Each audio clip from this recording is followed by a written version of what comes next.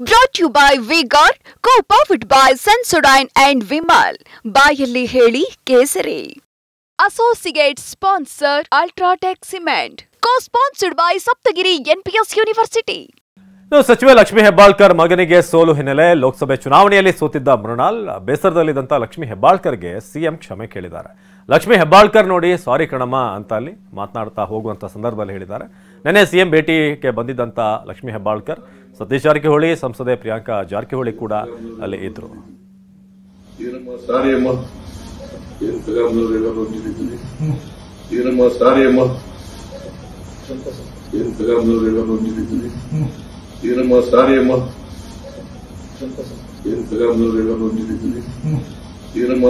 ಅಮ್ಮ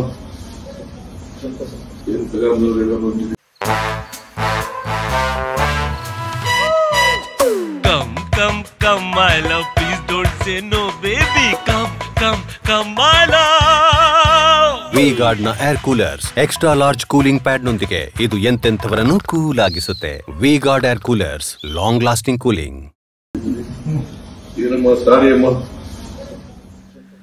ಇದು ಸಿಎಂ ಅಲ್ಲಿ ಎಂಟ್ರಿ ಆಗುವಂತಹ ಸಂದರ್ಭದಲ್ಲಿ ಲಕ್ಷ್ಮಿ ಹೆಬ್ಬಾಳ್ಕರ್ ಹಾಗೇನೆ ಸತೀಶ್ ಜಾರಕಿಹೊಳಿ ಅಲ್ಲಿ ನಿಂತಿರ್ತಾರೆ, ಪ್ರಿಯಾಂಕಾ ಕೂಡ ಇದ್ರು.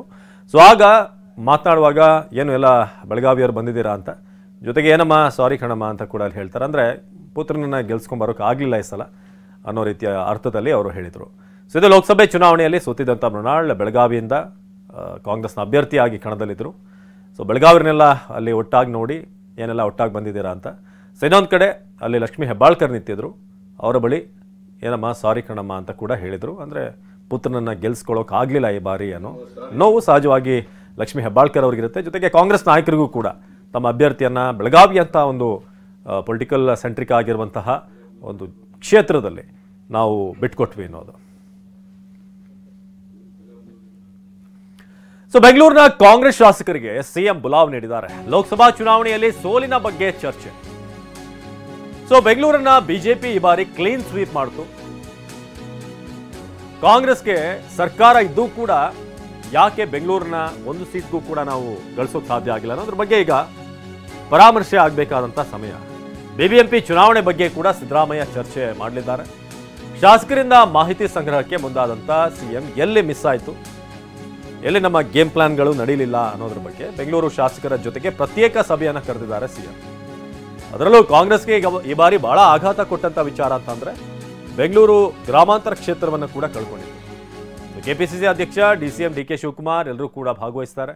ಸಂಜೆ 5ಕ್ಕೆ ಗೃಹ ಕಚೇರಿ ಕೃಷ್ಣಾದಲ್ಲಿ ಸಭೆ ನಡೆಯಲಿದೆ. ಕೆಪಿಸಿಸಿ ಅಧ್ಯಕ್ಷರು ಡಿಸಿಎಂ ಡಿಕೆ ಶಿವಕುಮಾರ್ ಭಾಗಿಯಾಗ್ತಾರೆ. ಹಾಗೆ ಬಿಟಿಎಂ ಲೇಔಟ್ನ ರಾಮಲಿಂಗಾರೆಡ್ಡಿ ಅವರು ಇರ್ಬೋದು, ಹಾಗೆ ಕೃಷ್ಣ ಬೈರೇಗೌಡರು, ಚಾಮರಾಜಪೇಟೆಯ ಶಾಸಕರಾದಂಥ ಜಮೀರ್ ಅಹಮದ್, ಎಲ್ಲ ಸಚಿವರುಗಳು, ದಿನೇಶ್ ಗುಂಡೂರಾವ್, ಪ್ರಿಯಾ ಕೃಷ್ಣ, ಹಾಗೆ ಸುರೇಶ್ ಅವ್ರನ್ನ ಕೂಡ ಹೆಬ್ಬಾಳದಿಂದ ಅಲ್ಲಿ ಬೈರತಿ ಸುರೇಶ್ ಅವ್ರನ್ನ ಕೂಡ ಬರೋಕೆ ಹೇಳಲಾಗಿದೆ. ಸೊ ಸರ್ವಜ್ಞ ನಗರದಿಂದ KJ George, N A Haris, Rizwan Arshad, M Krishnappa ಎಲ್ಲ ಬೆಂಗಳೂರಿನ ಶಾಸಕರನ್ನ ಇವತ್ತು ಸಂಜೆ 5 ಗಂಟೆಗೆ ಬರ ಹೇಳಲಾಗಿದೆ. ಯಾವ ಕಾರಣಕ್ಕೆ ಕಾಂಗ್ರೆಸ್ ಎಡವುತ್ತೆ ಈ ಬಾರಿ? ಸೊ ಬೆಂಗಳೂರು ಸೆಂಟ್ರಲ್ನಲ್ಲಿ ಗೆಲುವಿನ ಒಂದಷ್ಟು ಲೆಕ್ಕಾಚಾರ ಇತ್ತು. ಆದರೆ ಕೊನೆ ಕ್ಷಣದಲ್ಲಿ ಕೌಂಟಿಂಗ್ನಲ್ಲಿ PC ಮೋಹನ್ ಲೀಡ್ ಪಡೀತಾ ಬಂದರು. ಸೊ ಬೆಂಗಳೂರಿನ ಈಗಿನ ಫಲಿತಾಂಶ ಅಥವಾ ಮೊನ್ನೆ ಬಂದ ಫಲಿತಾಂಶ ಹಾಗೆಯೇ ಬಿಬಿಎಂಪಿ ಚುನಾವಣೆ ಬಗ್ಗೆ ಚರ್ಚೆ ಆಗಲಿದೆ.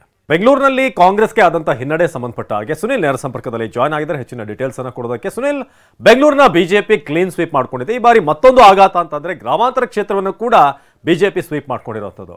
ಸೊ ಈ ನಿಟ್ಟಿನಲ್ಲಿ ಏನು ಲೆಕ್ಕಾಚಾರ ನಡೀತಿದೆ, ಏನೆಲ್ಲ ಮೀಟಿಂಗ್ ನಡೀತಿದೆ, ಜೊತೆಗೆ ನಡೆಯುತ್ತೆ ಇವತ್ತು ಸಂಜೆಗೆ, ಜೊತೆಗೆ ಬಿಬಿಎಂಪಿ ಚುನಾವಣೆ ಸಂಬಂಧಪಟ್ಟ ಹಾಗೆ ಎಷ್ಟು ಎಫೆಕ್ಟ್ ಆಗ್ಬೋದು ಅಂತ ಎಲ್ಲ ಬೆಳವಣಿಗೆಗಳು. ಅವಿನಾಶ್, ಈ ಬಾರಿ ನಡೆದಂಥ ಲೋಕಸಭಾ ಚುನಾವಣೆಯಲ್ಲಿ ಕಾಂಗ್ರೆಸ್ ಒಂದು ಸಾಕಷ್ಟು ನಿರೀಕ್ಷೆಯನ್ನು ಕೂಡ ಇಟ್ಕೊಂಡಿತ್ತು. ಬೆಂಗಳೂರು ಮತ್ತು ಬೆಂಗಳೂರು ಗ್ರಾಮಾಂತರ ಸೇರಿದಂತೆ ಕನಿಷ್ಠ 2 ಕ್ಷೇತ್ರವನ್ನು ಬೆಂಗಳೂರು ಮತ್ತು ಬೆಂಗಳೂರು ಗ್ರಾಮಾಂತರದ ಅಂದರೆ ಬೆಂಗಳೂರು ಗ್ರಾಮಾಂತರ ಮತ್ತು ಬೆಂಗಳೂರು ಸೆಂಟ್ರಲ್ಲಿ ಗೆಲ್ತೀವಿ ಅನ್ನೋ ನಿರೀಕ್ಷೆ ಕೂಡ ದೊಡ್ಡ ಮಟ್ಟದಲ್ಲಿ. ಅದರಲ್ಲೂ ಕೂಡ ಬೆಂಗಳೂರು ದಕ್ಷಿಣದಲ್ಲಿ ಈಗಾಗಲೇ ರಾಮಲಿಂಗ ರೆಡ್ಡಿ ಅವರ ಪುತ್ರಿ ಸ್ಪರ್ಧೆ ಮಾಡಿದ ಹಿನ್ನೆಲೆಯಲ್ಲಿ ಅಲ್ಲೂ ಕೂಡ ಗೆಲುವಿನ ನಿರೀಕ್ಷೆಯಲ್ಲಿ ಕಾಂಗ್ರೆಸ್ ನಾಯಕರಿದ್ದರು. ಯಾಕೆಂದರೆ ಸುಮಾರು 10ಕ್ಕೂ ಹೆಚ್ಚು ಶಾಸಕರಿಗಾಗಲೇ ಬೆಂಗಳೂರಿನಲ್ಲಿ ಇರುವಂಥದ್ದು. ಆ ಒಂದು ಹಿನ್ನೆಲೆಯಲ್ಲಿ ನಿರೀಕ್ಷೆ ಎಲ್ಲ ಕೂಡ ಸಂಪೂರ್ಣವಾಗಿ ಹುಸಿ ಆಗಿರುವಂಥದ್ದು. 4 ಕಡೆ ಈಗಾಗಲೇ ಬಿಜೆಪಿ ಕೂಡ ಗೆದ್ದು ಬಿಗಿರುವಂಥದ್ದು. ಈ ಒಂದು ಹಿನ್ನೆಲೆಯಲ್ಲಿ ಸೋಲಿನ ಪರಾಮರ್ಶೆ, ಅಂದರೆ ಸೋಲಿಗೆ ಕಾರಣ ಯಾಕಾಯಿತು, ಈ ರೀತಿ ಹಿನ್ನಡೆ ಯಾಕಾಯಿತು ಅನ್ನೋ ವಿಚಾರವಾಗಿ ಇಂದು ಇವತ್ತು ಬೆಂಗಳೂರಿನಲ್ಲಿ ಪ್ರಮುಖವಾಗಿ ಸಭೆ ಕೂಡ ಮುಖ್ಯಮಂತ್ರಿಗಳ ನಿವಾಸದಲ್ಲಿ ನಡೆಯುವಂಥದ್ದು. ಸಂಜೆ 5 ಗಂಟೆಗೆ ಮುಖ್ಯಮಂತ್ರಿಗಳ ನಿವಾಸದಲ್ಲಿ ನಡೆಯುವಂಥ ಸಭೆ ಅಂದರೆ ಸಾಕಷ್ಟು ಮಹತ್ವವನ್ನು ಕೂಡ ಪಡೆದುಕೊಂಡಿದ್ದಾರೆ. ಈ ಒಂದು ಸಭೆಯಲ್ಲಿ ಬೆಂಗಳೂರಿನಂತ ಶಾಸಕರಾಗ್ಬೋದು, ಮಾಜಿ ಸಂಸದ ಡಿ ಕೆ ಸುರೇಶ್ ಆಗ್ಬೋದು, DCM DK ಶಿವಕುಮಾರ್ ಅವರು ಕೂಡ ಭಾಗಿಯಾಗ್ತಾರೆ. ಪ್ರಮುಖವಾಗಿ ಸೋಲಿಗೆ ಯಾಕೆ ಈ ಒಂದು ಸೋಲಿಗೆ ಕಾರಣವಾಯಿತು, ಈ ಒಂದು ಹಿನ್ನಡೆ ಯಾಕಾಯಿತು ಅನ್ನೋ ವಿಚಾರವಾಗಿ ಸಾಕಷ್ಟು ಚರ್ಚೆ ಕೂಡ ನಡೆಯುವಂಥ. ಯಾಕೆಂದ್ರೆ ಒಂದು ಕಡೆ ಗ್ಯಾರಂಟಿ ಕೂಡ ಕೊಟ್ಟಿದ್ದೀವಿ, ಇದೇ ರೀತಿಯಾಗಿದ್ದರೆ ಮುಂದಿನ ದಿನಗಳಲ್ಲಿ ಬರುವಂಥ BBMP ಚುನಾವಣೆಗೆ ಇದು ಎಷ್ಟರ ಮಟ್ಟಿಗೆ ಎಫೆಕ್ಟ್ ಆಗುತ್ತೆ, ಎಲ್ಲ ವಿಚಾರವನ್ನು ಮುಂದಿಟ್ಕೊಂಡು ಇವತ್ತು ಸಭೆಯಲ್ಲಿ ಸಮಾಲೋಚನೆ ಮಾಡಲಾಗುತ್ತೆ. ಯಾಕೆಂದರೆ ಒಂದು ಕನಿಷ್ಠ 2 ರಿಂದ 3 ಸ್ಥಾನಗಳನ್ನು ಗೆಲ್ಲುವಂಥ ನಿರೀಕ್ಷೆಯಲ್ಲಿ ಕಾಂಗ್ರೆಸ್ ಇತ್ತು. ಅದರಲ್ಲೂ ಕೂಡ ಬೆಂಗಳೂರು ಗ್ರಾಮಾಂತರದಲ್ಲಿ ಗೆಲ್ತೀವಿ ಅನ್ನೋ ನಿರೀಕ್ಷೆಯಲ್ಲಿ ಈಗಾಗಲೇ DK ಶಿವಕುಮಾರ್ ಆಗ್ಬೋದು, ಸುರೇಶ್ ಕೂಡ ಇದ್ರು. ಆದರೆ ಈ ರೀತಿಯಾದ ಹಿನ್ನಡೆ ಯಾಕಾಯಿತು, ಆ ಒಂದು ವಿಚಾರವಾಗಿ ಸಾಕಷ್ಟು ಸಮಾಲೋಚನೆಯನ್ನು ಮಾಡಲಿಕ್ಕೆ ಇವತ್ತು ಸಭೆ ಕೂಡ ಕರೆದಿರುವಂಥದ್ದು. ಸಭೆಯಲ್ಲಿ ಬೆಂಗಳೂರಿನಲ್ಲಿ ಎಲ್ಲ ಶಾಸಕರು ಕೂಡ ಭಾಗಿಯಾಗ್ತಾರೆ. ಆಗಲೇ ಹೇಳ್ದಂಗೆ ಸುಮಾರು 10 ಜನ ಶಾಸಕರು ಬೆಂಗಳೂರಿನಲ್ಲಿ ಇದ್ರೂ ಕೂಡ ಸಂಪೂರ್ಣವಾಗಿ BJP ಎಲ್ಲ ಒಂದು ಕ್ಷೇತ್ರಗಳು ಕೂಡ ಸ್ವೀಪ್ ಮಾಡಿರುವಂಥದ್ದು. ಆ ಒಂದು ಹಿನ್ನೆಲೆಯಲ್ಲಿ ಈ ಒಂದು ಸೋಲಿನ ವಿಚಾರವಾಗಿ ಎಲ್ಲ ಒಂದು ಸಾಧಕ ಬಾಧಕದ ಬಗ್ಗೆ ಚರ್ಚೆ ಮಾಡುವಂಥದ್ದು. ಮತ್ತು ಮುಂದೆ ಬರುವಂಥ ಈಗಾಗಲೇ BBMP ಚುನಾವಣೆ ಇದೆ. ಈ ಒಂದು ಚುನಾವಣೆಯಲ್ಲಿ ಇದೇ ರೀತಿ ಆದರೆ ಮತ್ತಷ್ಟು ಫಲಿತಾಂಶ ಕಷ್ಟವಾಗುತ್ತೆ, ಕಾಂಗ್ರೆಸ್ಗೆ ಹಿನ್ನಡೆ ಆಗುತ್ತೆ. ಆ ಒಂದು ಹಿನ್ನಡೆಗೆ ಅವಕಾಶವನ್ನು ಕೊಡಬಾರ್ದು. ನಾವು ಯಾವ ರೀತಿಯಾಗಿ ಒಂದು ಪರ್ಫಾರ್ಮೆನ್ಸನ್ನು ಮಾಡಬೇಕಾಗುತ್ತೆ, ಯಾವ ರೀತಿಯಾಗಿ ಸಂಘಟನೆ ಮಾಡಬೇಕಾಗುತ್ತೆ, ಎಲ್ಲೆಲ್ಲಿ ಸಮಸ್ಯೆ ಆಯ್ತು ಅವೆಲ್ಲ ಸಮಸ್ಯೆಗಳನ್ನ ಸರಿದೂಗಿಸಿಕೊಂಡು ಮುಂದಿನ ದಿನಗಳಲ್ಲಿ ಮುಂಬರುವಂಥ ಚುನಾವಣೆ ಇದೆ. ಅದರಲ್ಲೂ ಪ್ರಮುಖವಾಗಿ BBMP ಚುನಾವಣೆ ಅತಿ ಹೆಚ್ಚು ಸ್ಥಾನವನ್ನು ಗೆಲ್ಲಲಿಕ್ಕೆ ಚರ್ಚೆಯನ್ನು ಕೂಡ ಮಾಡ್ತಾ ಇರುವಂಥದ್ದು. ಪ್ರಮುಖವಾಗಿ ಹೆಚ್ಚು ಸ್ಥಾನವನ್ನು ಗೆಲ್ಲಲಿಕ್ಕೆ ಹೊರಟಿದಂಥ ಕಾಂಗ್ರೆಸ್ಗೆ ಸಾಕಷ್ಟು ಒಂದು ರೀತಿ ಹಿನ್ನಡೆ ಕೂಡ ಆಗಿರುವಂಥದ್ದು, ನಿರಾಸೆ ಕೂಡ ಆಗಿರುವಂಥದ್ದು. ಆ ಒಂದು ಸೋಲಿನ ಒಂದು ಪರಾಮರ್ಶೆ ಆಗ್ಬೋದು, ಚರ್ಚೆಯನ್ನು ಇವತ್ತು ಮುಖ್ಯಮಂತ್ರಿಗಳ ನಿವಾಸದಲ್ಲಿ DCM DK ಶಿವಕುಮಾರ್ ಆಗ್ಬೋದು, ಸಿದ್ದರಾಮಯ್ಯ ಆಗ್ಬೋದು, ಮತ್ತೆ ಮಾಜಿ ಸಂಸದ DK ಸುರೇಶ್ ಆಗ್ಬೋದು, ಮತ್ತೆ ಬೆಂಗಳೂರಿನ ಶಾಸಕರೇಂದ್ರ ಅವರೆಲ್ಲರೂ ಕೂಡ ಒಂದು ಸಭೆಯಲ್ಲಿ ಭಾಗಿಯಾಗ್ತಾರೆ. ಸಭೆಯಲ್ಲಿ ಸೋಲಿಗೆ ಕಾರಣ ಮತ್ತೆ ಮುಂಬರುವ ದಿನಗಳಲ್ಲಿ ಪಕ್ಷ ಸಂಘಟನೆ ಯಾವ ರೀತಿಯಾಗಿ ಮಾಡಬೇಕು, ಇವೆಲ್ಲ ವಿಚಾರವಾಗಿ ಸಮಗ್ರವಾಗಿ ಚರ್ಚೆ ಆಗುವಂಥದ್ದು. ಅವಿನಾಶ್, ಧನ್ಯವಾದ ಸುನಿಲ್ ಮಾಹಿತಿಗಾಗಿ. Brought you by V Guard, co powered by Sensodyne and Vimal. ಬಾಯಲ್ಲಿ ಹೇಳಿ Kesari. Associate sponsor UltraTech cement. Co sponsored by Saptagiri NPS university.